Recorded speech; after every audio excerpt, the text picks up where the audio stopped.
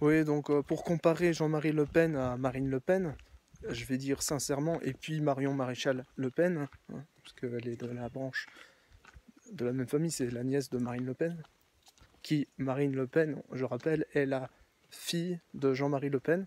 Alors Jean-Marie Le Pen, lui, pour moi, oui, c'est un personnage bon, que tout le monde qualifie d'extrême droite, et je pense à juste titre. Sincèrement, ce que j'en pense personnellement, alors c'est la tenue des propos polémiques, c'est-à-dire des propos ambigus, qu'on vient de nuancer, naturellement au sujet notamment de la Shoah et des Juifs. Parce que il avait parlé de détails de l'histoire, mais ce qu'il faut préciser, c'est que l'histoire est riche en détails, et que ces détails assemblés donnent quand même la grande histoire, et que sans détails, il n'y a pas d'histoire. Donc forcément, ça peut sembler rébarbatif, mais je pense que tous les détails d'ailleurs n'ont pas été mentionnés dans l'histoire. On ne nous a pas réellement parlé des choses qui fâchent, ou de l'immigration au Moyen-Âge, ou encore de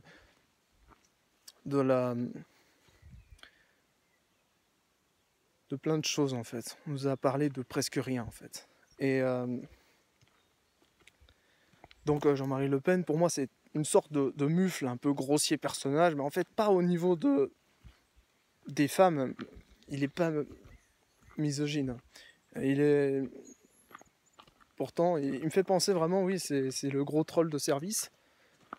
En revanche, je suis certain que si je faisais une balade là, je le verrais se déplacer et tout, je rigolerais, quoi. Je serais pas franchement dans l'outrance.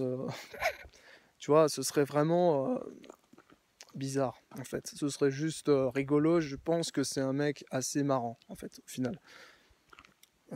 Ceci dit, il peut très vite s'embraser. Hein. Bon, il sert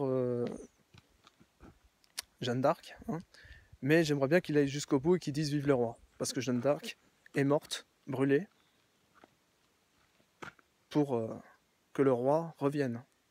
Et bien aujourd'hui, peut-être que c'est ça qu'il faudrait. Bref, je m'égare. Non, on est dans le ton là. Marine Le Pen, en revanche, me fait penser, alors elle est très froide, et franchement, elle me file la chair de poule, elle me fait flipper, parce que elle est froide, elle me fait penser à ma prof d'allemand au collège. Et donc voilà. Je pense que tout le monde qui a eu ma prof d'allemand au collège peut se dire qu'effectivement, ça y fait penser. Donc voilà, bon, pour Marion Maréchal, elle est jeune, donc elle est un peu plus cool, on va dire, que ça... J'allais dire sa mère. En fait, non, sa tante, donc Marine Le Pen.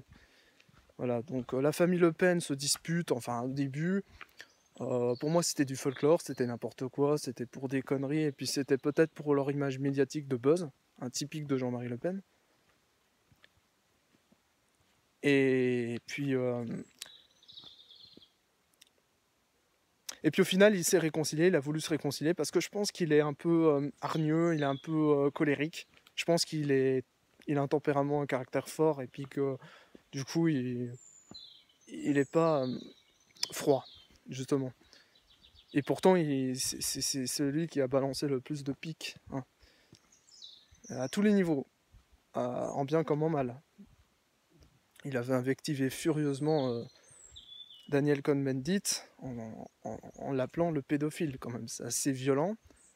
En même temps, le fait est que Daniel Cohn-Bendit, même si je n'ai pas la preuve qu'il a violé des enfants, il a tenu des propos clairement pédophiles. Et contrairement à ce que prétend Daniel Cohn-Bendit, ce n'est pas circonstanciel, ce n'est pas dû à une circonstance particulière, c'est dû simplement, aujourd'hui encore, on attribuerait ça à de la pédophilie. Faire de l'apologie de la pédophilie, c'est interdit, et à juste titre.